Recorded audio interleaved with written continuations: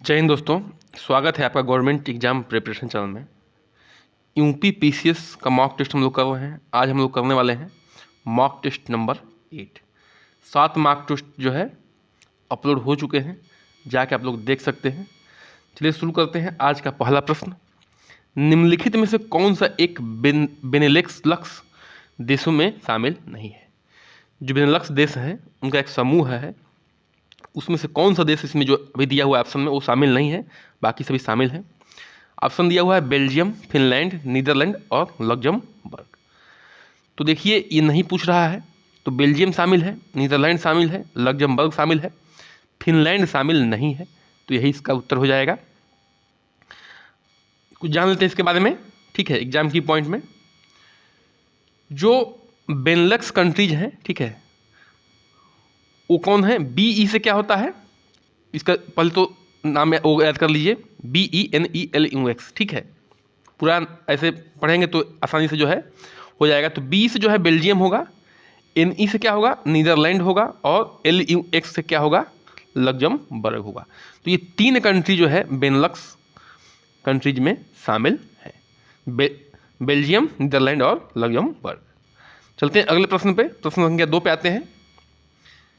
निम्नलिखित युग्म में से कौन सा युग्म जो है सही है, ठीक है। जो भी ये युग्म बने हुए हैं उसमें से कौन सा युग्म सही है। ये माउंटेन्स दिए हुए हैं, यानी कि पर्वत, और ये कंट्रीज दिया हुआ है, ठीक है। तो जो पायरनीज है वो कहाँ पे है? फ्रांस और स्पेन में है। आल्पस जो है फ्रांस और इटली में है, ठीक है, जो माउंटेन रेंज है। जूरा पर्वत जो है फ्रांस और स्विट्जरलैंड में है। या सभी सही सुमेलित हैं। तो देखिए इसका उत्तर हो जाएगा डी, यानी कि सभी सही सुमेलित हैं। पायरनीज जो है फ्रांस और स्पेन में है। आल्पस पर्वत जो है फ्रांस और इटली में है, और जूरा पर्वत जो है फ्रांस और स्विट्जरलैंड में है। तो इसको आपको याद रख लेना है, ठीक है, क्योंकि बहुत इंपॉर्टेंट सारे माउंटेन रेंजेज हैं। आगे बढ़ते हैं, अगले प्रश्न पे आते हैं।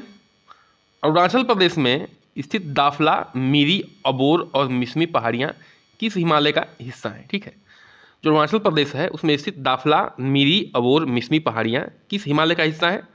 ट्रांस हिमालय का हिस्सा है, लघु हिमालय का हिस्सा है, बृहद हिमालय का हिस्सा, यानी कि ग्रेट हिमालय, ठीक है।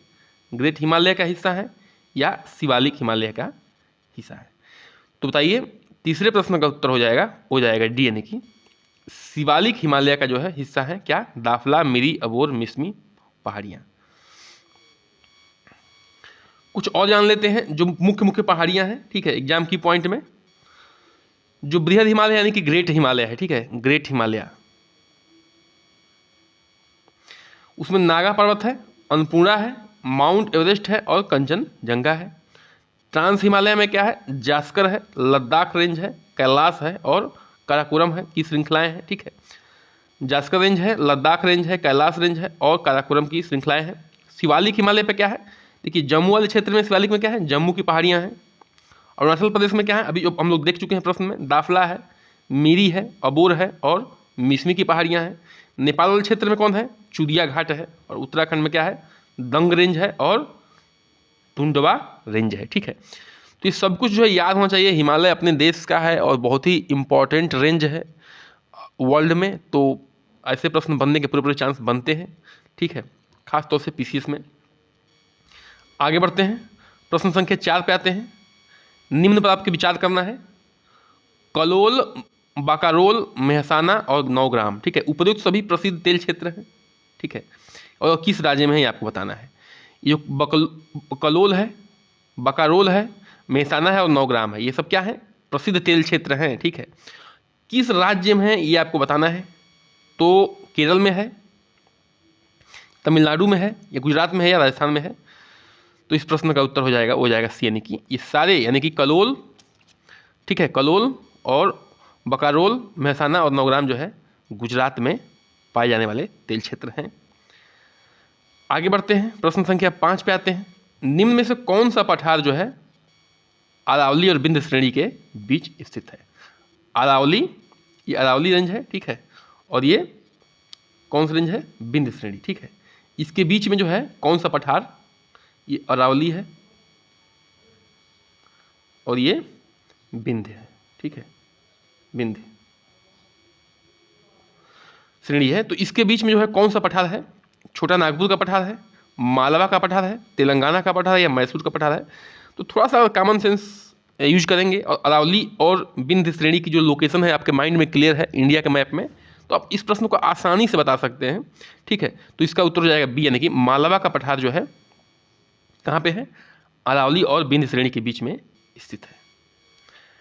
आगे बढ़ते हैं, प्रश्न संख्या 6 पे आते हैं। तेरेखोल नदी किस सीमा को बनाती है? ठीक है, तेरेखोल नदी जो है किस सीमा को बनाती है?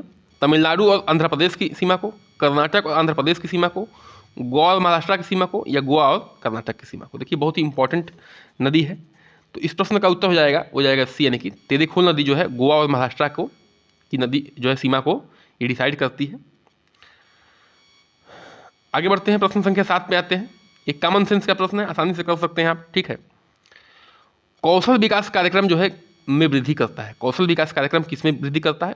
मानव पूंजी में यानी कि ह्यूमन कैपिटल में, भौतिक पूंजी में यानी कि फिजिकल कैपिटल में, कार्यशील पूंजी यानी कि वर्किंग कैपिटल में, या अचल पूंजी यानी कि फिक्स्ड कैपिटल में? किसमें जो है ये वृद्धि करता है? कौशल विकास कार्यक्रम।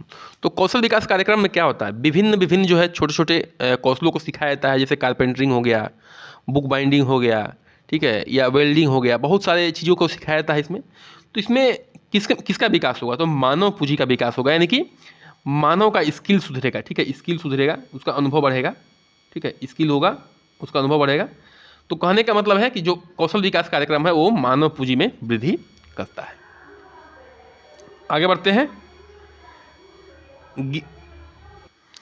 जो गिफेन सामान है या गिफेन गुड्स, ठीक है, गिफेन वस्तुएं या गिफेन गुड्स कहिए, आमतौर पर होते हैं किसके होते हैं? निम्न गुणवत्ता वाले होते हैं, कि उच्च गुणवत्ता वाले होते हैं, कि मध्यम गुणवत्ता वाले, या इनमें से कोई भी नहीं? यानी कि low quality, high quality, medium quality वाले कैसे होते हैं? जो गिफेन गुड्स होते हैं।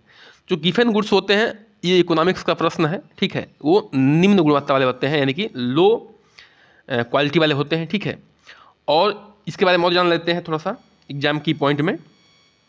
वे वस्तुएं जिन पर मांग का नियम यानी कि लॉ ऑफ डिमांड, ठीक है, मांग का नियम यानी कि लॉ ऑफ डिमांड लागू नहीं होता है, गिफिन वस्तुएं कहलाती हैं। ठीक है, अगर वस्तुओं का भाव बहुत बढ़ जाएगा या बहुत कम होगा, उनका जो है मांग उतना ही रहेगा। ठीक है, उनकी जो डिमांड है उस पर नहीं डिपेंड करेगा कि आप जो है उसका रेट कितना बढ़ा दिए या घटा दिए।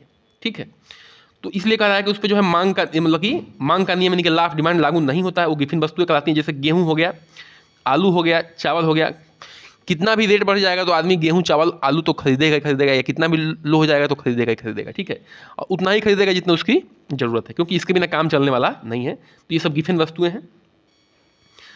आगे बढ़ते हैं, प्रश्न संख्या 9 पे आते हैं। भारत में रोलिंग योजना किस वर्ष चालू हुई थी? ठीक है, भारत में जो है रोलिंग योजना किस वर्ष चालू हुई थी? 1970-71 में, 1978-79 में, या 1988-89 में, या 1990-91 में? तो रोलिंग योजना कहिए या रोलिंग प्लान कहिए, ठीक है, या अनवरत प्लान कहिए, एक ही बात है। किस वर्ष चालू हुई थी? तो इसका उत्तर हो जाएगा बी, यानी कि 1978 से 79 के बीच में ये चालू हुआ था। तो देख लीजिए इसमें कुछ एग्जाम की पॉइंट।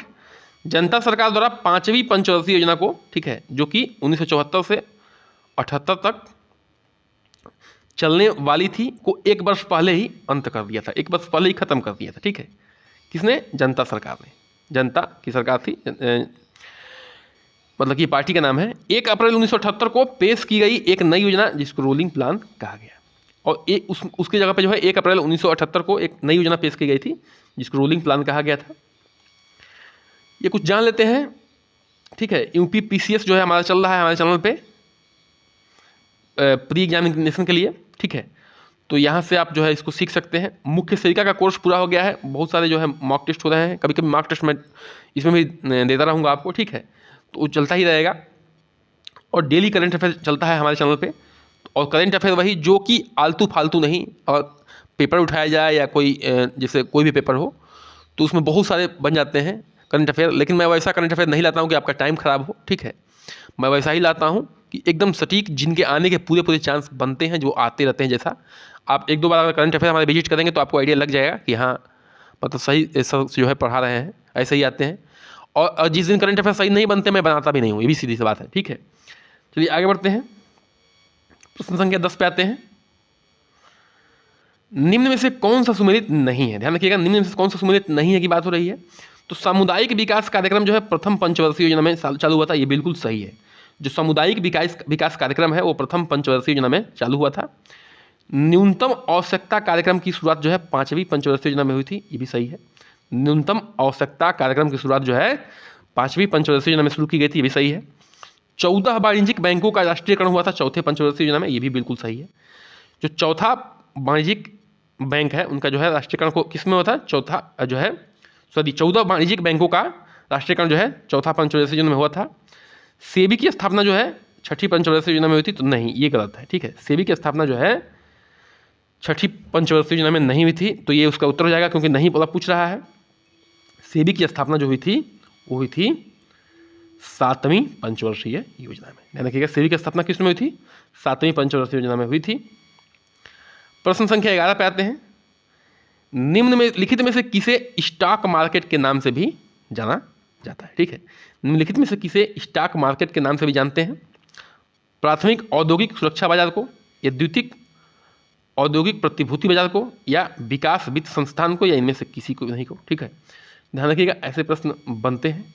स्टॉक मार्केट के नाम से भी जानते हैं किसको, वो है बी, यानी कि द्वितीय औद्योगिक प्रतिभूति बाजार को जो है स्टॉक मार्केट के नाम से जानते हैं। किसको, द्वितीयक औद्योगिक प्रतिभूति बाजार को। बार बार मैं कई बार इसलिए बोल देता हूँ कि आप लोग जो है एक भी बात सही से सुन लिए तो क्या हो जाएगा, आपको याद हो जाएगा। प्रश्न संख्या 12 पे आते हैं।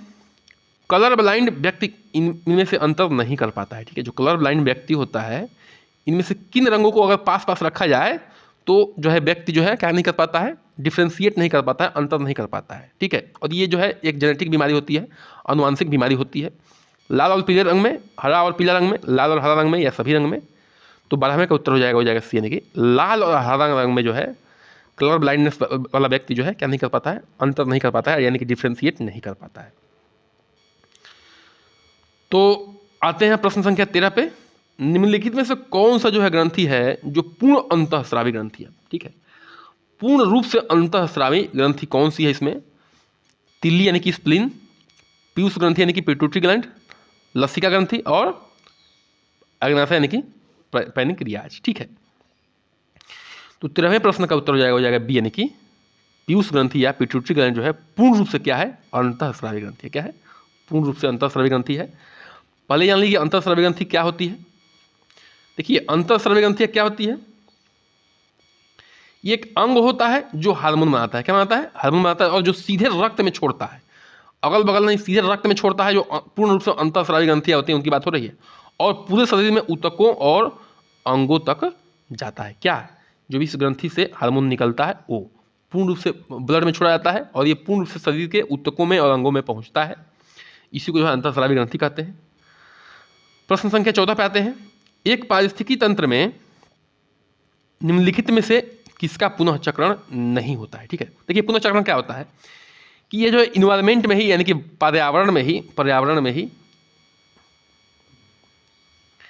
एक साइकिल होगा, ठीक है, यहाँ से चलेगा और उसका जो है ऐसे ऐसे जो है पुनः चक्रण होगा, ध्यान रखिएगा, ठीक है। तो ये नहीं होता है उसकी बात पूछ रहे हैं, ध्यान रखिएगा कि किसका नहीं होता है। तो देखिए कार्बनिक पदार्थ का पुनः चक्रण होता है, अकार्बनिक पदार्थ का पुनः चक्रण होता है, पानी का भी पुनः चक्रण होता है, ठीक है। अगर थोड़ा बहुत जो है आप साइंस पढ़े होंगे तो आपको आइडिया लग रहा होगा। लेकिन ऊर्जा का जो है पुनः चक्रण नहीं होता है, ठीक है। ये क्या होता है, ये यूनिडायरेक्शनल होता है। क्या होता है, यूनिडायरेक्शनल, ठीक है, यानी कि ये एक दिशा में चलता है। ये यूनिडायरेक्शनल होता है, एक दिशा में चलने वाला होता है, ठीक है। तो ऊर्जा का जो है पुनः चक्रण नहीं होता है, ये यूनिडायरेक्शनल में चलने वाला होता है। तो इसलिए उसका 14 का उत्तर हो जाएगा डी, यानी कि ऊर्जा। एक पारिस्थितिकी तंत्र में जो है ऊर्जा का पुनः चक्रण नहीं होता है। ऊर्जा क्या होता है, एक प्रवाह, यानी कि एक प्रवाह जो है एकात्मक होता है, यानी कि यूनि डायरेक्शनल होता है, ठीक है। आगे बढ़ते हैं आज के अंतिम प्रश्न पे। अधिक ऊंचाई पर पानी अपेक्षाकृत कम जो है तापमान पर उबलता है, क्योंकि, ठीक है। मतलब अगर ऊंचाई अधिक कर दी जाए, जिस मान लीजिए कि देखिए ये मैदान है और ये क्या है, पहाड़ है, ठीक है। ये मैदान है और ये पहाड़ है। तो ये कह रहा है क्वेश्चन कि अगर अधिक ऊंचाई पर ले जाने पे जो है अपेक्षाकृत तापमान, कम तापमान पर उबलने लगता है पानी, क्यों?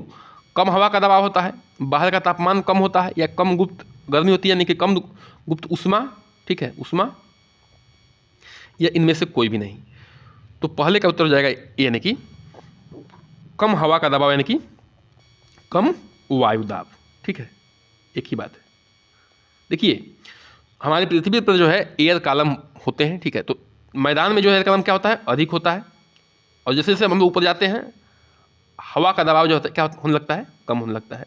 जब यहाँ पे हम पानी उबालेंगे तो ये जल्दी जो है उबल जाता है। तो जब जल्दी उबल जाता है तो हम जब इसलिए कहते हैं कि जो है पहाड़ों पे खाना बहुत लेट से पकता है, क्यों? जल्दी जब उबल जाएगा तो क्या होगा, जो इसमें अन्न होगा उसको जो है उतनी ताप नहीं मिल पाएगी जितना ताप उसको चाहिए, ठीक है।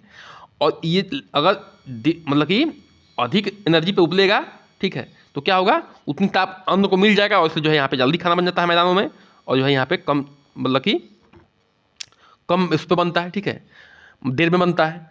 और एक और बात जान लीजिए कि जो पानी पूछ रहे हैं कि पानी का तापमान जो है क्या हो जाता है, कम तापमान पर उबलने लगता है। तो जो है ये किसके कारण होता है, कम वायु दाब के कारण होता है। जो है यहाँ पे जो है बॉइलिंग पॉइंट इसकी घट जाती है, क्यों? क्योंकि जो है वायु दाब कम हो जाता है किस पे, पहाड़ों पे, ठीक है। तो इसी के साथ जो है चैनल को सब्सक्राइब करिए, लाइक करिए, शेयर करिए, कमेंट करिए, बने रहिए हमारे साथ। नमस्कार, जय हिंद।